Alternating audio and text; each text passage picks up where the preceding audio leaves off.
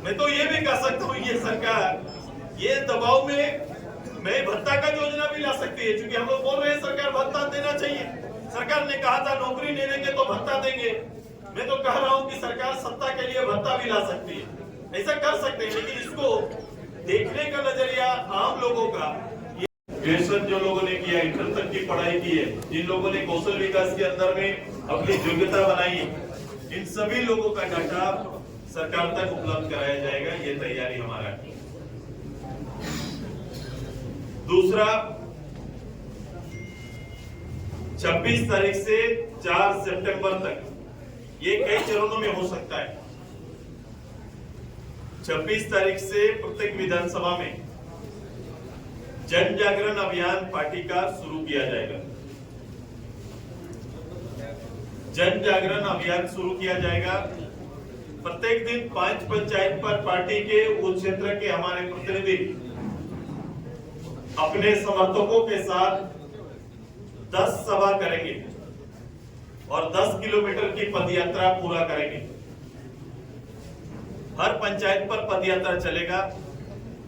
हर पंचायत में 2 सभा करेंगे और जनता के बीच जन जागरण अभियान का नेतृत्व करेंगे।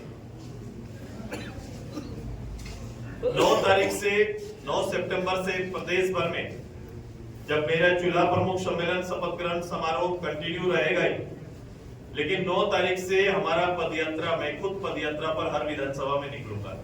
9 तारीख से मेरा पदयात्रा का कार्यक्रम भी हर विधानसभा में होगा। ये तैयारी हमारा है। इसी तैयारी के संदर्भ में आज बैठक रखा गया। ये नवनिर्माण संकल्प सभा 8 तारीख को युवाओं का जो होगा, जो डाटा के साथ आएगा, उसे नवनिर्माण संकल्प सभा का रूप दिया गया। उसी दिन पार्टी न केवल डाटा इकट्ठा करेगी, बल्कि पार्टी राज्य के अंदर युवाओं के बारे में या उनके भविष्य के बारे में जो पार्टी का चिंता और चिंतन है, उसको भी रखने का काम करेगी। ये तैयारी हमारा है। जेपीएससी में जो अध्यक्ष है उसका कार्यकाल समाप्त हो गया है, अब तक कोई नया नाम नहीं आया। ये क्या सरकार के गैर जिम्मेदाराना रवैया नजर आता है रोजगार के प्रति, छात्रों के प्रति? ये बातें रोज हम लोग दोहराते हैं। आप देखेंगे कि सूचना आयुक्त भी शायद प्रदेश के अंदर में नहीं, जो एक अहम बॉडी जिसके माध्यम से आम लोग सरकार से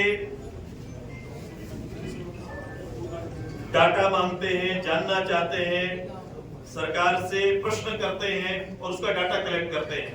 एक आम लोगों के लिए सरकार का बनाया हुआ एक ऐसा एक्ट जिसमें हर लोग इस डाटा के माध्यम से अपने आप को संतुष्ट करता है या किसी आरोप को सत्यापित करता है, जो कोमोबेश बहुत संतुलित करता है शासन को। ऐसे जगह पर भी चेयरमैन नहीं, तो जवाबदेही का जहां बात है, जवाबदेही हर स्तर पर। मैं कोई एक स्तर जेपीएससी की बात नहीं करूंगा, क्योंकि जेपीएससी में इसी सरकार ने खड़ा होकर 1 साल में 2-2 या 3-3 एग्जाम कराने की बात कही थी।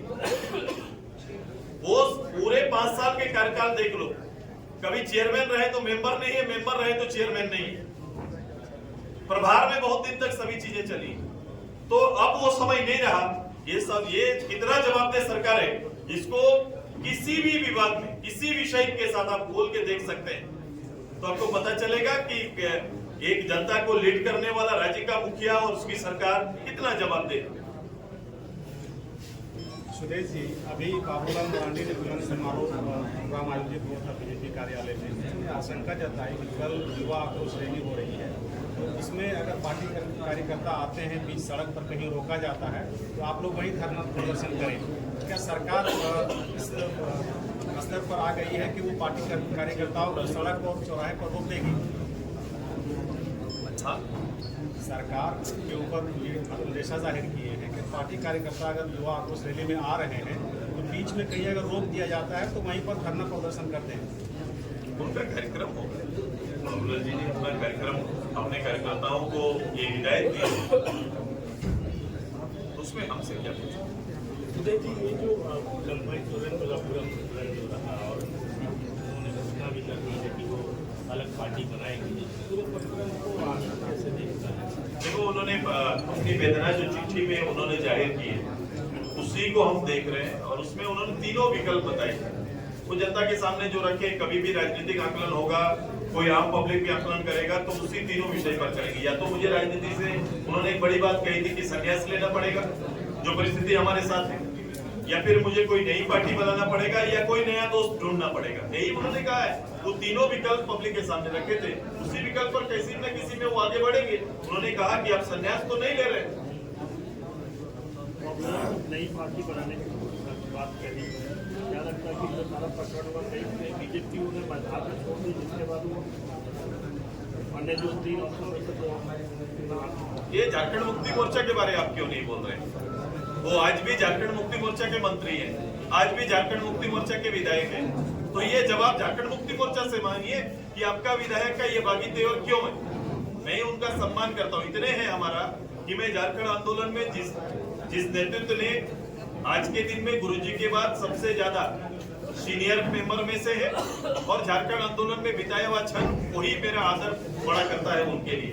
तो मैं हमेशा, मैं इसीलिए एक छोटी बात हमारे राज्य के मंत्री साहब ने बोल दिया था तो मैंने उनसे एक प्रश्न पूछ दिया। मैं ऐसे नहीं बोलता हूँ, मैं सम्मान करता हूँ, चाहे कोई भी रहे, कोई दल में रहे, उनका योगदान है इस राज्य को बनाने में। बाकी राजनीतिक घटना, राजनीतिक कहानियां, कौन दल कहाँ क्या निर्णय लेंगे वो अपनी उनकी समझ है। दादा, ये मैया सम्मान योजना को लेकर राज्य सरकार बेहद आगे बढ़ाएगा, आपको लग रहा है कि वाकई फायदा पहुंच रहा है?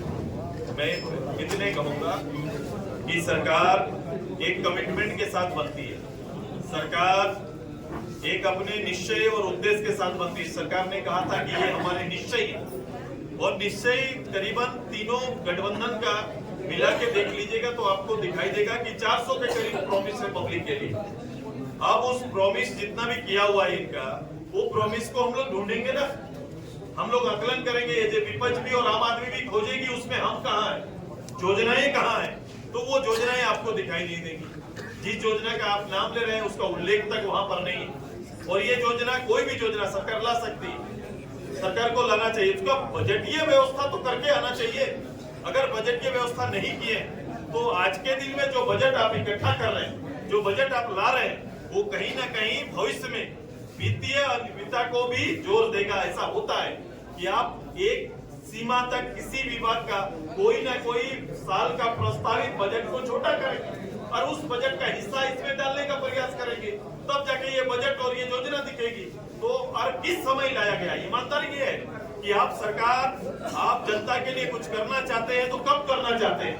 जब सरकार का उम्र और आपका कार्यकाल का सीमा मात्र 1 महीना बचा हुआ है, तब अगर आप कोई योजना लेके आते हैं तो उस योजना को क्या कहा जा सकता है आप समझ लीजिए। मैं तो ये भी कह सकता हूँ ये सरकार ये दबाव में मैं भत्ता का योजना भी ला सकती है, क्योंकि हम लोग बोल रहे हैं सरकार भत्ता देना चाहिए। सरकार ने कहा था नौकरी नहीं देंगे तो भत्ता देंगे। मैं तो कह रहा हूँ कि सरकार सत्ता के लिए भत्ता भी ला सकती है, ऐसा कर सकते हैं। लेकिन इसको देखने का नजरिया आम लोगों का ये एकदम बड़ा स्पष्ट है कि ये केवल चुनाव और केवल चुनाव के लिए चीजें चल रही हैं। सुदेश जी, ST/SC आरक्षण में भाई पीछे कोर्ट का निर्णय आया है। बात करने का है क्या? सुदेश सर, ST/SC आरक्षण में वर्गीकरण के संबंध में जो कोर्ट का आदेश आया है उस पर भारत बंद भी किया गया ओबीसी मोर्चा की तरफ से। आपकी पार्टी का क्या राय है इस पर? मेरी पार्टी को आप देखते नहीं है, इसका मतलब पहले बता दिया। ये बहुत ही हम आपसे रिक्वेस्ट करेंगे, देख लिया करिए। हमने हमारा इस कार्यक्रम को समर्थन प्राप्त है, सभी लोग उसको देखे होंगे, मेरे सोशल साइट में चला है भाई, मेरे देखो, हम लोग को भी देखो।